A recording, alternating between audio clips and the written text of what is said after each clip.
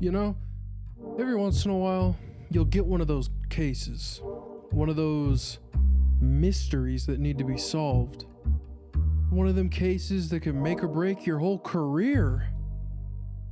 It's one of those cases that can make or break you. Well, all I gotta say, this was one of those cases.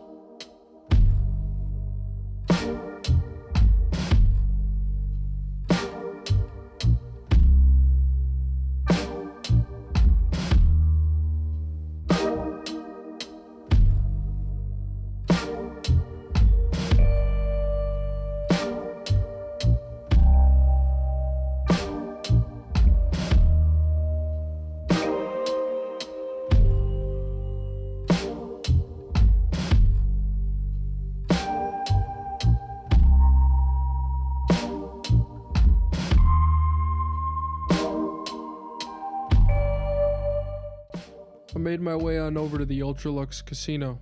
Got word from a buddy that something funny has been going on. After walking in, the greeter stopped me, told me that this was a gun-free zone. I handed them over. Even though I didn't really feel too comfortable with it, I didn't want to rock the boat. I ran down to the middle of the room where I saw a man drowning his sorrows in his drink. Wealthy Brahmin rancher, Ted Gunderson. I talked to Mr. Gunderson for a while, trying to figure out why he looked so down on his luck. Turns out his son Ted went missing, disappeared. I told him I'd take the case. I told him I'd find his son, and I told him I'd bring him back alive. I started my investigation by finding and speaking with management. I thought if anybody could give me leads or insight onto this case, it might be the people who oversee this fine establishment. I ended up talking to Marjorie, one of the managers. She let me in on some information that was not looking good for my case. She let me know that a bride-to-be had gone missing as well, and that another investigator was already currently on that case. She had let me know that the White Glove Society used to be a cannibalistic group. Things are not looking good. Marjorie threw me in the direction of another manager who might know a little bit more, a Mr. Mortimer. I spoke to Mortimer for a little while, poking and prodding, trying to find out any information I could. I learned that this other investigator had been given a room. After finding out which room that he was in and getting a key, I made my way on over there. I made my way into the hotel side of the casino and to the investigator's room. I opened it to find him murdered.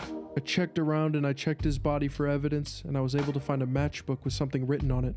Before I could fully read what it said, I was attacked by a couple of men trying to kill me.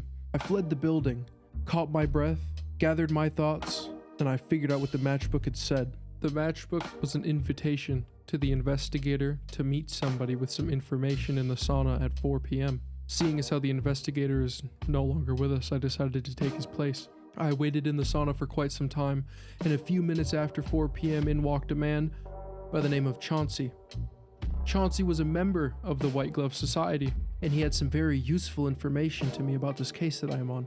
Chauncey let me in on the fact that Mortimer is the man that I need to set my sights on, because he is the leader of the White Glove Society and the movement to reignite its cannibalism. After some talking, I found out that he does not know where Ted is being held, but he suspects that he might be in the members-only section. He also tells me I have a few ways of going about stopping or preventing Mortimer's plan. Before being able to fully thank Chauncey for all of this very useful information, he was tragically killed by an assassin sent to silence him, and to silence me.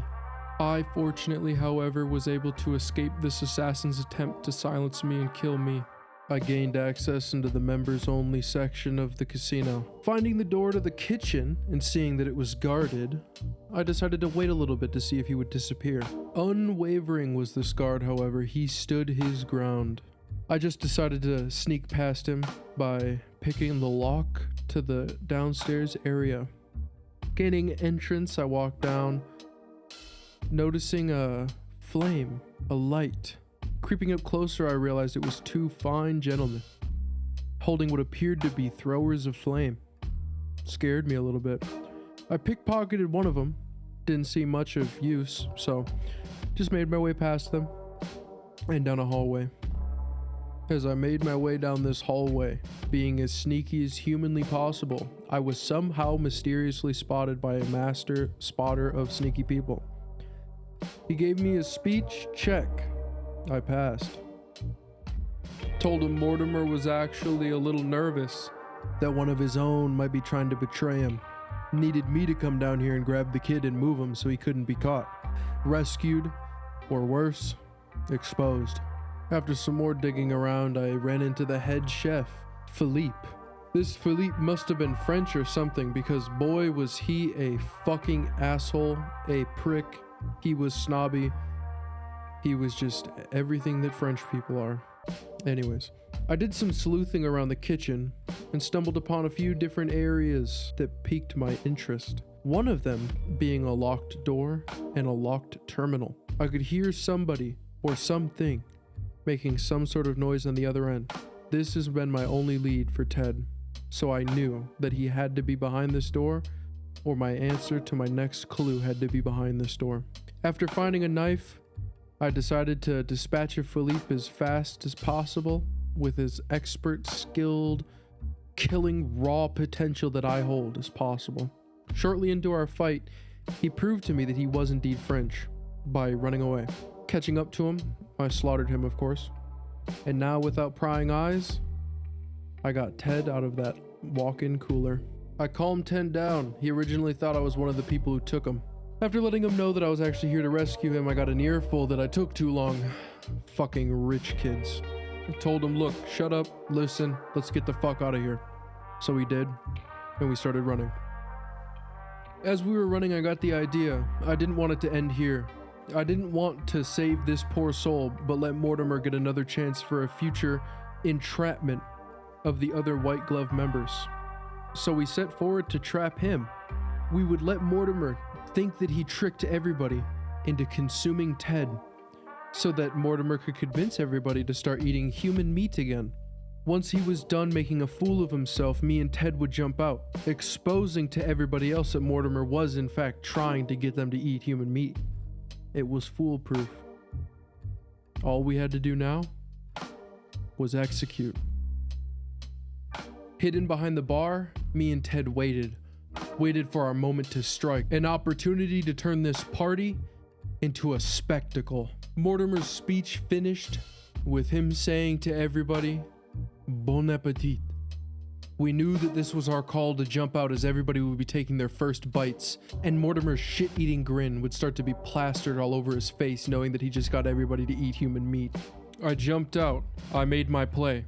I confronted Mortimer in front of everybody, exposing him for the true animal that he was. He said blah blah blah, villain monologue this and villain monologue that, and the White Glove Society will live on forever, blah blah blah. I wasn't paying any attention to that white ashy-lipped fuck. He scurried out of the banquet hall with his tail tucked between his legs, and I'm pretty sure I heard him shit a little in his pants. I went back to Marjorie, and she explained just how unsatisfied she was with tonight and how sorry she was that this had to happen. But she gave me thanks, and I appreciated those thanks. I met up with Mr. Gunderson, handed over Ted, and completed my case. He told me thank you, but I could tell there was something much more at the top of his mind. It was rage. It was vengeance. It was anger. I was able to calm him down and help him see clearly enough to understand that it's over now. He doesn't need to be angry. He has his son back, and he just needs to be grateful and live life to the fullest. And so concludes the case of the White Gloved Society. Earlier I said that there are cases that'll make or break you. This one definitely didn't break me.